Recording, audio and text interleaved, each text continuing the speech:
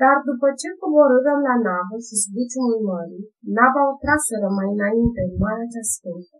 Puserăm dar și catargul și pânzele navei smolite, și apoi și oile sus le-am urcat și suirăm noi înșiși sus la oaltă, cu amarul vărsând șir de lacrimi în țărâni. Iar din urma corăbiei, flora albastră, sosit având cu triință, ca vesel tovarăș, umflându-ne în pânză.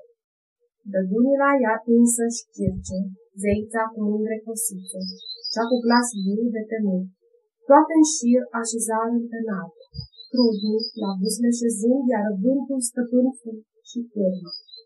Strunele întinse cântară cum ea, ziua, valul brăzdată.